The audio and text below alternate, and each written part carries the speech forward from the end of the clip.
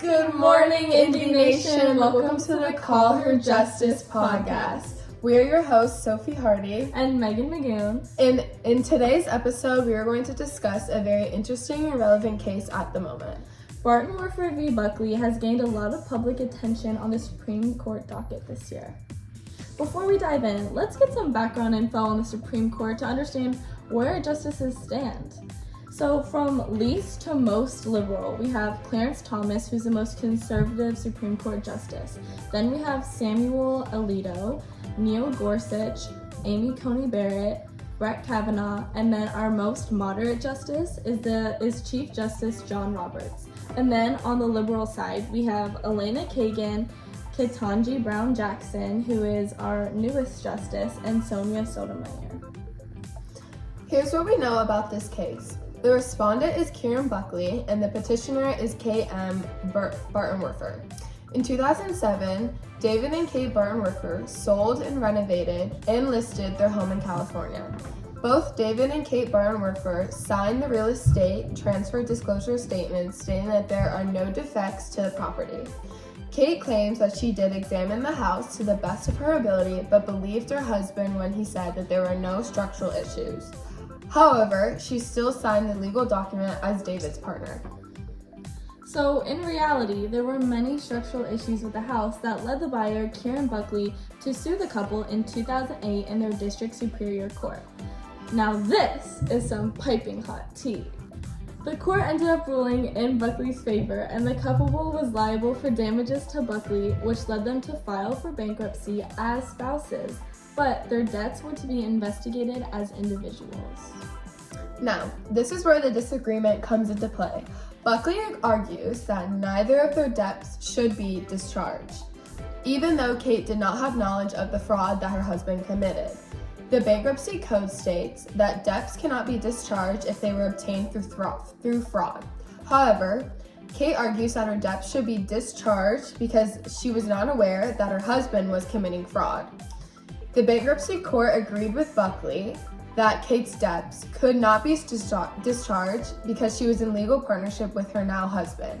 Keep in mind, when the house was sold and the papers were signed, the Bartenwerfers were not yet married, but they got married before the initial lawsuit.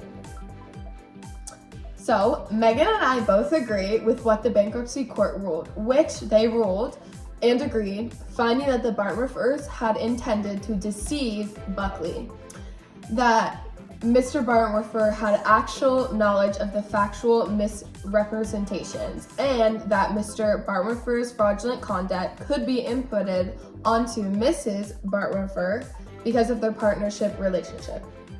So Kate Bartenwerfer appealed this ruling, which led the Ninth Circuit Bankruptcy Appellate Panel to investigate whether she knew or should have known about the fraud. So this is kind of a new idea that this panel is examining because this is focusing on the knowledge that Kate had of her husband's fraud, which is a different take than what was in the initial ruling. Mm-hmm. So here they sided with Bartenwerfer and decided that Kate's debts could be discharged because she was not aware of the fraud that her husband was committing.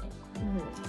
And of course, Buckley appealed this to the Ninth Circuit Court, and they reversed the decision again in Buckley's favor, deciding that since they were in a legal partnership, both partners must share liability whether or not they were both informed. Now, if we jump all the way to 2022, Bartenwerfer appealed to the Supreme Court, and they agreed to hear the case. So this is going to be a very tough decision because the bankruptcy code states that debt that is obtained by fraud, which in this case it is non-dischargeable. So there's no explicit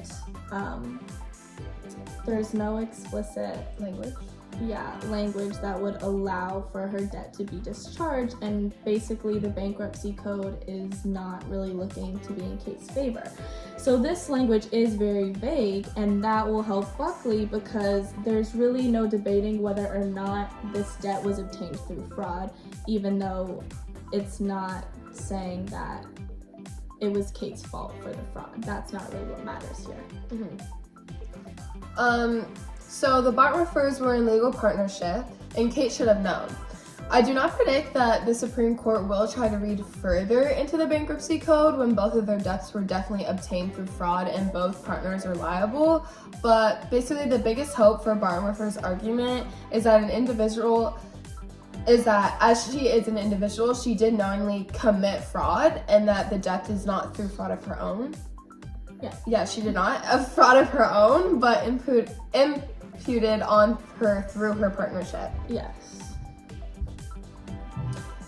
So now here's the constitutional issue. The constitutional issue at hand through this case is through the bankruptcy code, which the Constitution gives Congress the power to enact. As we discussed, the language is vague and not explicit, so which could lead to a ruling either way in this case. Either or could win. And the big question is whether or not debt can be imputed onto a partner if they did not have knowledge of fraud or prior knowledge. So there are a lot of previous rulings that will be looked at to come to a decision. So we have 3 that we're mainly looking at to help our decision of where we think the Supreme Court will, what we think they'll decide. So the first one we're going to look at is from 2006, and this is Marama v. Citizens Bank of Massachusetts. So the ruling of this case led to the decision that the honest but unfortunate debtor should be given a chance for their debt to be discharged.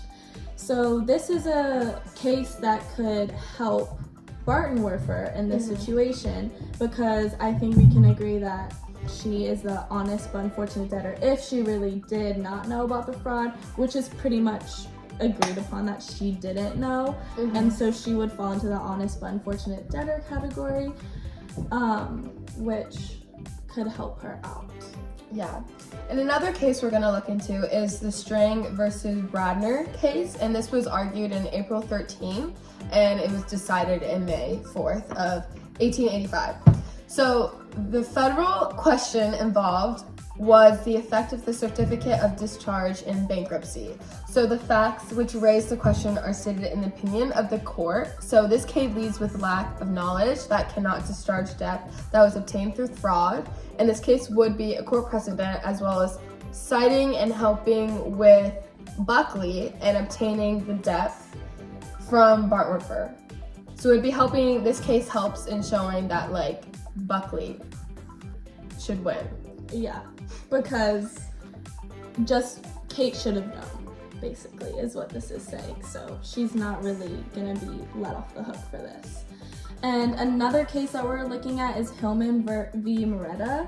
And so this is a more recent case. This is 2013. And this decision, the court decided that the court is not allowed to read into non-explicit exceptions for non-dischargeable debt committed through fraud in the bankruptcy code. So again, since we did mention from before, the language is vague and that it just says that debt obtained by fraud cannot be discharged, and this is basically just saying that a court is not able to read further into that language.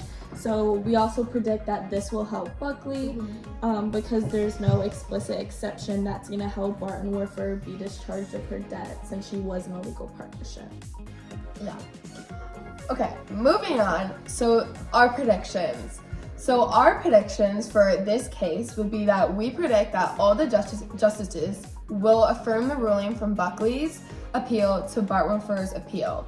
So in the courtroom, the newest justice, Ketanji Brown Jackson, appeared skeptical of Bartenwerfer's argument that her debt should be discharged.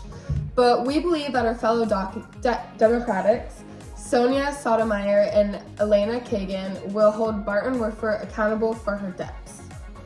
We also believe that the conservative justices, Brett Kavanaugh, Neil Gorsuch, John Roberts, Samuel Alito, Amy Coney Barrett, and Clarence Thomas will also side with Buckley, making this a 9-0 win for Buckley. And we think this because during the arguments in front of the Supreme Court, Amy Coney Barrett did address that Buckley's argument was very strong in court and were making good points. And we think that this will be a no-brainer for conservative justices, especially Justice Clarence Thomas, who again is the most conservative on this court, because he's known for being very strictly conservative and straightforward to the Constitution, and the Constitution is backing the bankruptcy code, which again, he's not going to read into any non-explicit language, and which will lead to no vague exceptions for Bartenwerfer to get off the hook. So we definitely think that this is gonna be ruled in Buckley's favor. Yeah, for sure. So now moving on to the more deeper meaning of this case, what are the potential... This is a big case we have on our hands. Exactly. Yeah. What are the potential ramifications of the decision on American society? So we have various ones, but the three prime areas that we're going to visit is people in legal marriage business, people selling their homes, and people filing for bankruptcy. Yeah. So the first one, people in legal marriages and businesses. So one in either legal marriage or legal partnership in business can be held liable in instances where they should have known certain cases and stuff that's going on beyond the meaning. So when being in a legal marriage or partnership in businesses, you are required to be aware of all actions that you and your partner are taking. It is essential to know when you will be held liable in the eyes of the law in any legal partnership. So basically, you should be knowing what's going on. Mm-hmm. I mean, a lot of the clearly. times, because marriage is a legal partnership, and obviously at the time of the signing, they were not in a legal partnership because they were not married at the time. Yeah. However, they were legally business partners. So one thing that they did talk about during the court argument is that a lot of the times in a legal marriage, people don't realize the seriousness of the marriage being a legal partnership, and that you can be liable for your partner's actions whether you know it or not. So this is just going to have to make people more aware, and is going to be stricter in cases of these legal partnerships. Yeah.